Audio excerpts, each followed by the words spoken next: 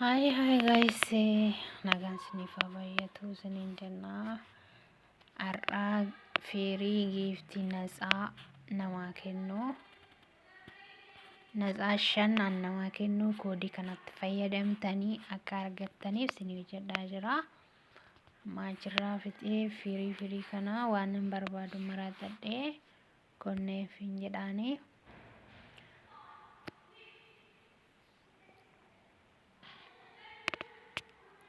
Obsaan eeggadhaa silkii kiyyaa kunoo akkanatti wanta baay'ee widdii ta'u shaanxaa hunda natsaa namaa kenna.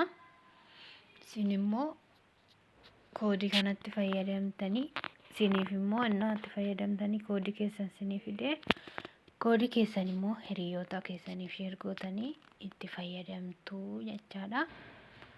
Dirqama kunoo shaanxaa kunii gara birrii 20 oliiti. Sanaan natsaa feeriidha jechuudha. Sheer waliif gootanii koodii taraa itti fayyadamtanii baay'ee tokko isin fayyadaa isiniin jedha. Itti fayyadamaa garumaatti na waliin tura. Waan godhuu waan amma gochaa jiru hanga xumuraatti yoo daawwattanii faayidaa guddaa irraa argattanii waa'ee faayidaa guddaa hiriyoota keessanillee qoodduu jechuudha. Kuni wanta baay'ee salphaadha. Teemuun geemsa ajaa'ibaa fidee dhufee geemii kanatti fayyadamuudhaaf wanta barbaadan hundayyuu asirraa argachuu dandeessu gizeedhaan. Hiriyoota keessanii sheer gootanii isinis itti fayyadamaa taatanii namallee fayyadduu jechaadha. Hanga xumuraatti dhaggeeffadha. Daqiiqaa gabaabduudha isiniin jedha hiriyootaan koo. Itti fayyadamtanii baay'ee nama fayyada. Obsumaan eeggadhaa. Hanga xumuraa ofiisaatifuu geemsi asirraa tamurra seentanii koodii asirra isinii kaa'u kana qofa itti fayyadamtu.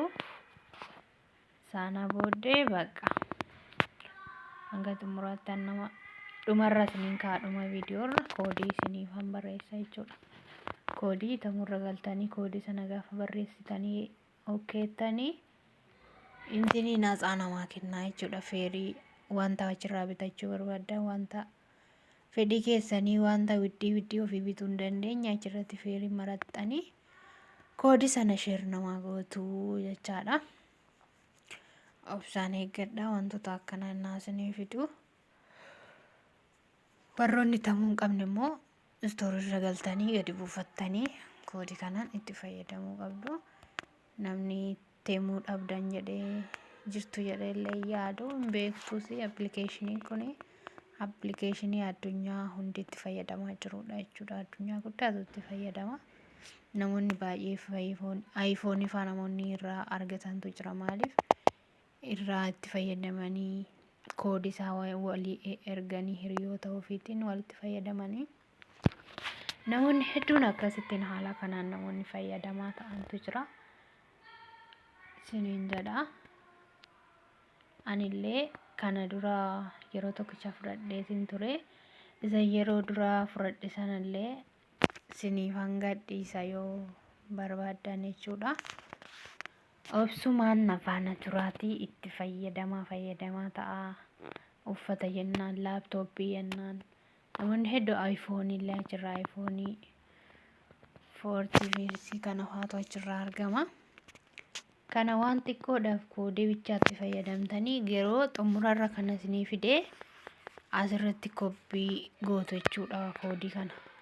Amma fakkeenyaaf koodii kana koppii gootanii koodii kana eeggaa isinii dhufe tamurra galtanii koodii kana barreeffattanii achirraa innaa okkee gootanii feerii wanta 5 silkiis ta'ee uffatas ta'ee wanta fedhii keessanii barbaadan isinii fida jechuudha. Isin wanti isinirraa eegamu koodii amma asirra isiniif godhu kana qofa kunoo koodii kana itti galchitu jechuudha. Tamurra galtanii dirqama koodii isin barbaachisa.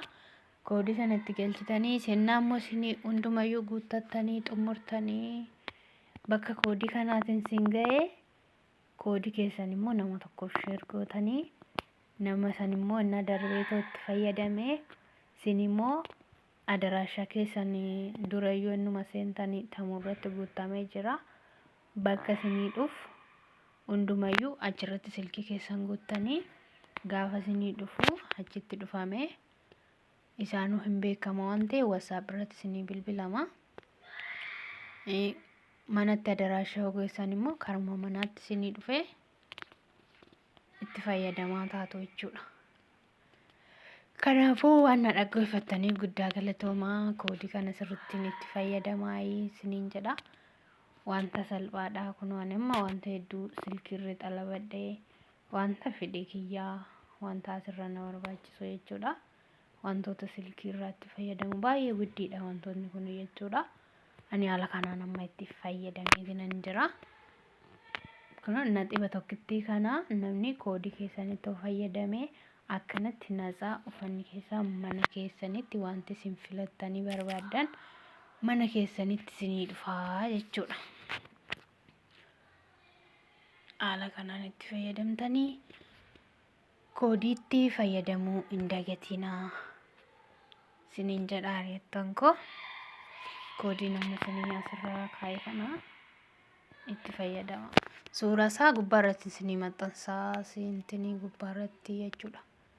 Yoo barbaadan itti kun haala kanaanii nagaa tokko malee gara mana keessanii isinii fidaa. Koodii kana sirriitti itti fayyadama isiniin jedha. Koodii kanatti akkas isiniin jedha hiriyoottan.